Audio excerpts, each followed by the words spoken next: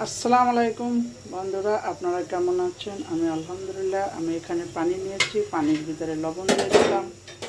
Noodles পাক করব। এখানে সবজি কেটে রেখে দিয়েছি, তো সবজিগুলো একটু সিদ্ধ করে নেব, হাফ সিদ্ধ।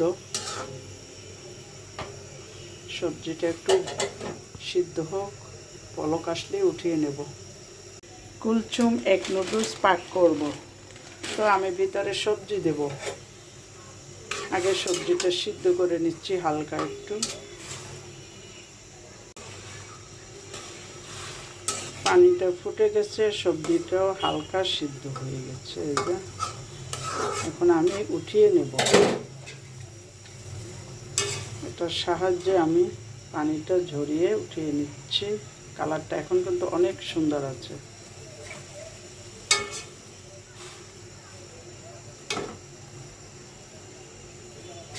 চুলাটা অফ করে দিলাম। একই পানির ভিতর আমি নুডলস দিয়ে দিলাম।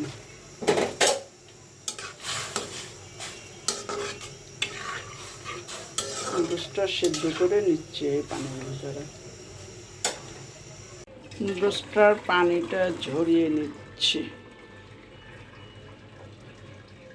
নুডলস পাক করতে চলে আসলাম, তেল দিয়ে দিলাম। এবার চিংড়ি মাছ আর পেঁয়াজ দিলাম, কাঁচা ঝাল, কিছু গুঁড়া চিংড়ি দিয়ে দিলাম। দুই জাতের চিংড়ি দিলাম, একটা বেশি গুঁড়ো আর একটু বড়। এখন পেঁয়াজ, কাঁচা ঝাল আর চিংড়ি মাছটা ভালোভাবে ভেজে নেব।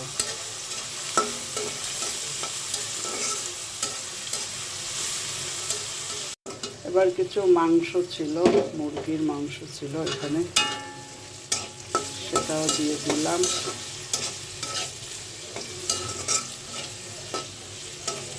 এবার আমি টমেটো কেটে রেখে দিয়েছি, দুইটা টমেটো দিয়ে দিলাম।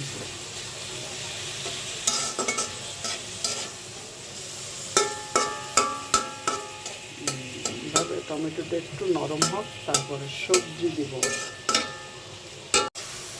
এবার সবজিগুলো দিয়ে দিলাম। দুইটা ডিম নিলাম আমি, ডিমটা ভালোভাবে ফেটিয়ে নিচ্ছি নুডলসে দেওয়ার জন্য। ডিম দুইটা আমি ভালোভাবে একটু ভেজে নিচ্ছি এবং ভেঙে একদম ঝুড়া করে দিব।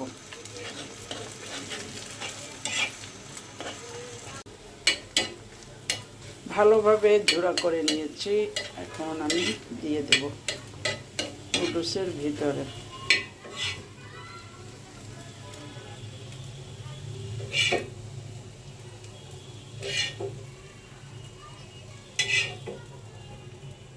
একটা স্বাদে ম্যাজিক দিলাম।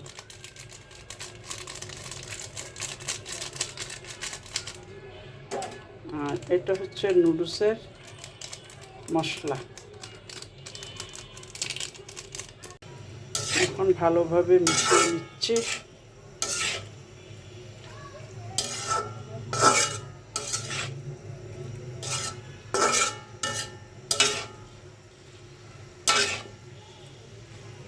এবার নুডলসগুলো দিয়ে দিলাম।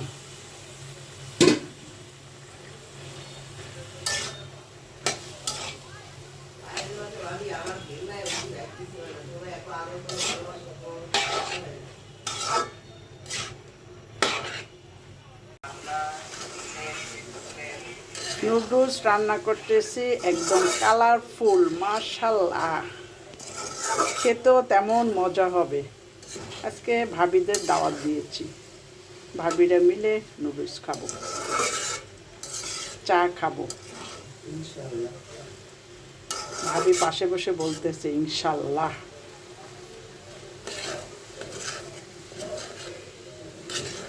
দিয়ে দেবো খেজুরের গুড়।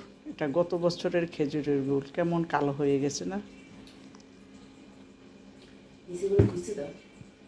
আমি হাত দিয়ে ভালোভাবে মাখিয়ে নিচ্ছি।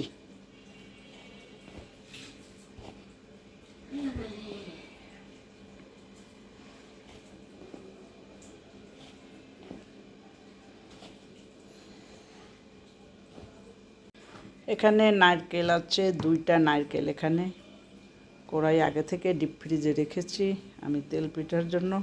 এখন এখানে নারকেল দিয়ে দিচ্ছি, অল্প অল্প করে উঠাচ্ছি, উঠাতে পারছি না।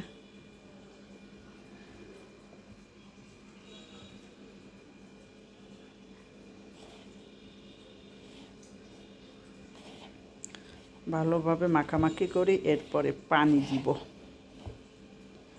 একটু লবণ দিব, লবণ দেওয়া হয়নি, এবার লবণ দিয়ে দিলাম, পানি দিব,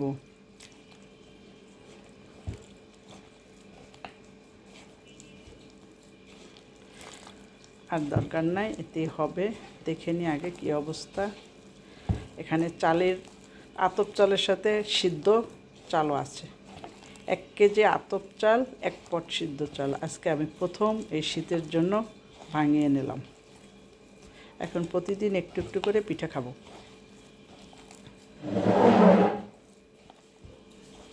আর একটু সফট হওয়ার জন্য আটা দিয়ে দিলাম। তেল পিঠার খামিটা হয়ে গেছে, এখন আমি রেখে দেবো এভাবে, কিছু সময় রেস্টে থাকুক।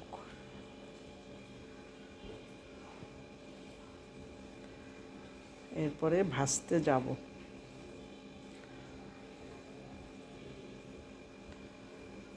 বিসমিল্লাহ। মাশাআল্লাহ, পিঠাটা অনেক ফুলে গেছে। একটু কড়া ভাজি করি, তাহলে ভালো লাগবে খেতে।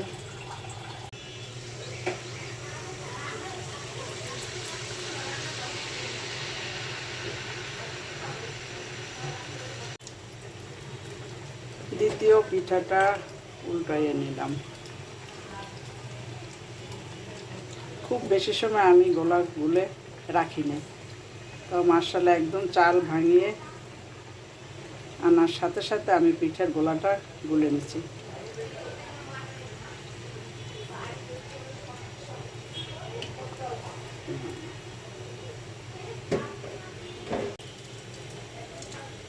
মাশাআল্লাহ, পিঠাটা একদম ফুলে গেছে, বড় বড় করে বানিয়েছি।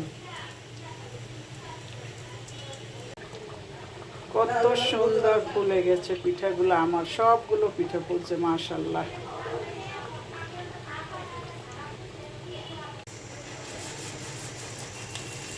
মাশাআল্লাহ, জামাই পিঠা সুন্দর হয়েছে। শীতের পিঠা আজকে আমরা খাচ্ছি। ভাবি ভাজতেছে, আমি ভিডিও করতেছি। রেখা ভাবি ভাজতেছে, রুবি ভাতগুলা বানানো হয়ে গেছে, আমরা এখন চা খাবো এই পিঠা দিয়ে। এই শাঁসটা গরম করে নিতে হবে।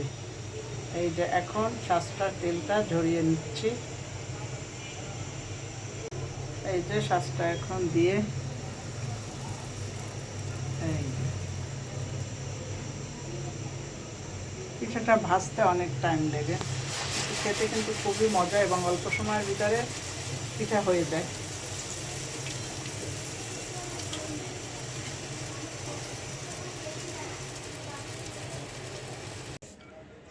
বিকেলে আমাদের চায়ের আড্ডা।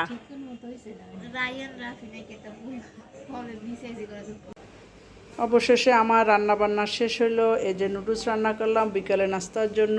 এই যে সাজের পিঠা বলেন, জামাই পিঠা বলেন, যে এই যায় নামে ডাকে, এটা হচ্ছে তেল পিঠা। তো সবাই বন্ধুরা আপনারা লাইক করবেন, নতুন বন্ধু যারা আসবেন সাবস্ক্রাইব করবেন, লাইক দিয়ে সম্পূর্ণ ভিডিও দেখবেন। সবার জন্য আমার ভালোবাসা অবিরাম। ফেসবুক থেকে যারা দেখবেন ফলো দিয়ে রাখবেন। সবাই ভালো থাকেন বন্ধুরা, আল্লাহ হাফেজ।